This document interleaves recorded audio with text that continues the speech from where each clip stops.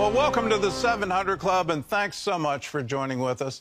Supply is down and demand is up at food banks and pantries across America this holiday season. Soaring food prices combined with declining donations are leading to shortages on the shelves. Well, the good news, churches are using their own resources to bridge the gap. Charlene Aaron has the story. This church here in Virginia Beach operates the largest food pantry in the city, serving more than 1,000 people each week. High inflation and rising food prices nationwide have led to a decrease in what some food banks can provide. Our shelves are a little bare. For the past 10 years, The Gathering at Scott Memorial United Methodist Church has hosted Fresh Food Wednesdays, an outreach distributing food to the community's working poor. Every week we hit a new record of new families. Many have tears in their eyes as they thank us and also as they say, this is the first time I've ever needed this. Those numbers are likely to keep growing, with even higher grocery prices expected and the colder weather ahead. According to Feeding America President Katie Fitzgerald, high prices will continue to drive more and more of our neighbors to food banks and food pantries as we enter the winter season.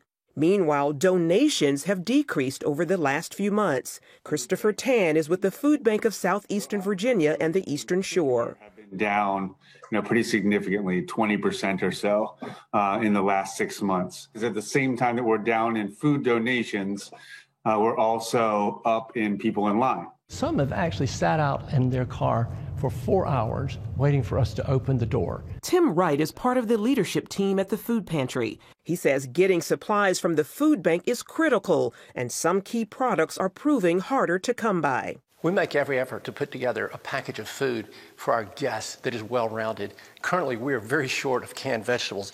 We can procure food. I have soup here, I have some fruits, but I have no canned vegetables. When that happens, the church must come up with other ways to meet the needs. For example, we have lots of spaghetti paste or sauce, but we don't have the pasta.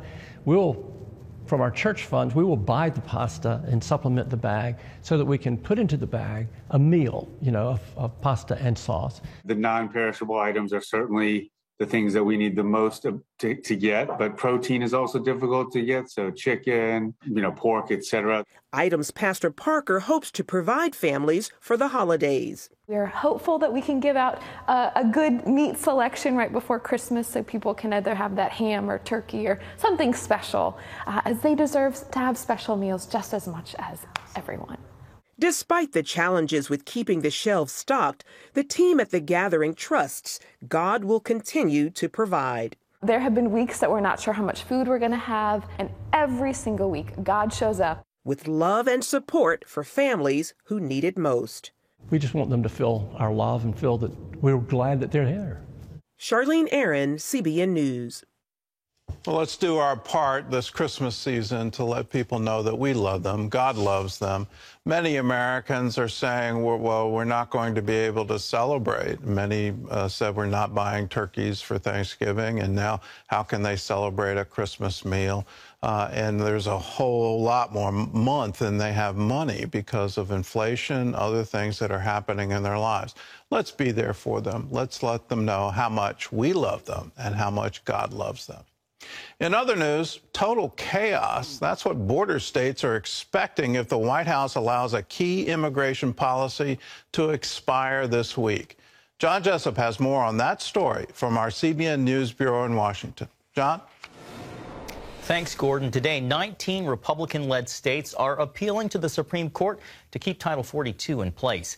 As Dale Hurd reports, migrants have been surging to the southern border in anticipation of the policy's end this week.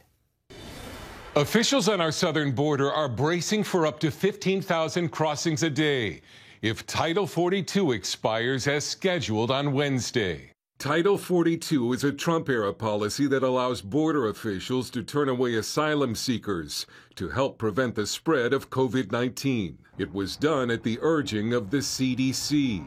A U.S. appeals court in Washington, D.C. blocked a move by 19 Republican-led states to keep it in force. If the courts do not intervene and put a halt to the removal of Title 42, it's going to be total chaos, whether it's COVID or some other issue. When you have people coming across the globe without knowing at all what their health status is, that almost by definition is a public health risk. There's every reason to keep that in place. There have been a record 2.76 million migrant encounters at the border in 2022, and 2023 is on pace for even more.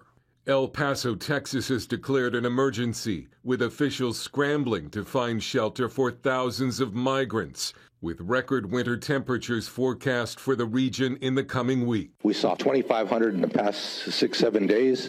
We can imagine what it's going to be. That's doubling the flow. Democratic Congressman Henry Cuellar of Texas warned the White House in a letter that without Title 42, there will be a complete loss of operational control over the southern border. If it goes away, they have to have a policy of an orderly pathway to asylum through our bridges.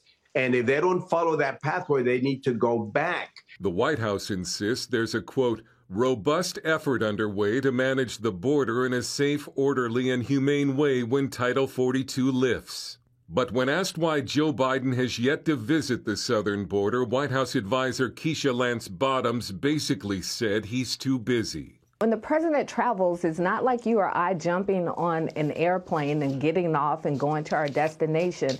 Everything comes to a halt. So all of these things are in consideration for the president. Migrants who have already made the dangerous journey through Latin America and were expelled under Title 42 are camped across the Mexican border, waiting for Title 42 to expire Wednesday before crossing again. The head of the Border Patrol Union is warning that already overwhelmed border agents feel completely defeated by the ending of Title 42. There's already been a spike in suicides by CPB officers. Dale Hurd, CBN News. Thanks, Dale. Turning now to the Middle East. Hundreds of Christian journalists recently traveled to Jerusalem to learn more about the state of Israel and its challenges. The annual Christian Media Summit is hosted by the Israeli government, and as Chris Mitchell explains, it gives journalists an opportunity to meet the Israeli people and see the land for themselves. This annual gathering began as a forum to share values and concerns between Jewish people and Christians in the media. It's important, first of all, because Jesus was a Jew. Israel's government press office sponsors the summit and hosted nearly 120 people from more than 25 countries this year. We need to persuade lots of Christian media to come to Israel, to get to know the Israeli society, because when we have battles and military operation, and even in a peace process period, we need more media world to talk about Israel in a positive way.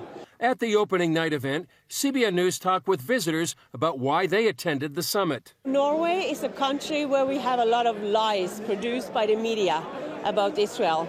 So what we are called to do is just to speak the truth. It's bringing together television professionals and execs from around the world, right here in the epicenter of it all in Israel, to talk about updates, what's going on, how can we build stronger relationships with Israel. Some noted the importance for journalists to see and learn about Israel firsthand, rather than basing decisions on other sources. If you stay in your country and you keep watching your national or international news network, they will not tell you the truth about the region. The only way to connect with the reality is to come. We still need some voice in the East African region, in Africa, to tell the news of what is going on in Israel, because there's so much negative media out there. So it's good when you come, experience it, and then you go back and tell the story of Israel.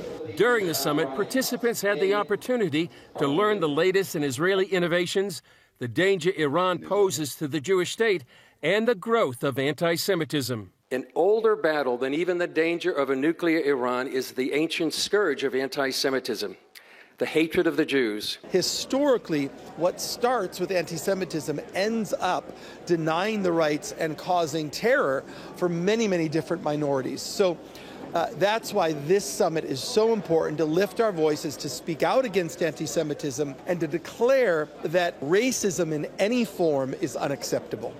They also had the opportunity to visit an IDF military base, see a replica of a Gaza city, and tour models of Hamas tunnels where Israeli soldiers now train to fight and defend Israel. Journalists also heard from Israelis in Nirim, a community close to the Gaza perimeter fence. Residents told them about living under the threat of rockets.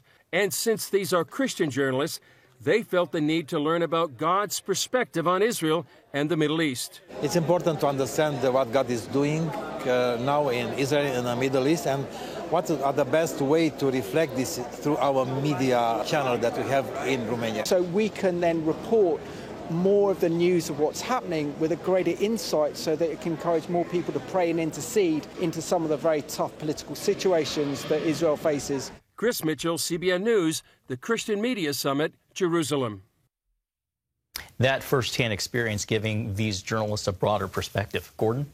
Well, hopefully we can all have this broader perspective. I encourage everyone to visit Israel. It's a very safe country.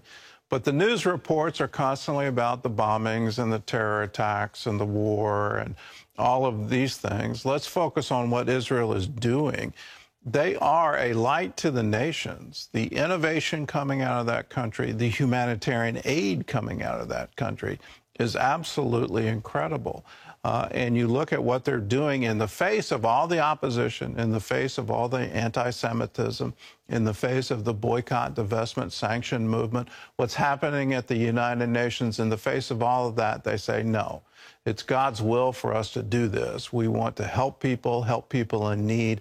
Let's tell that story so the world can see Israel as it really is.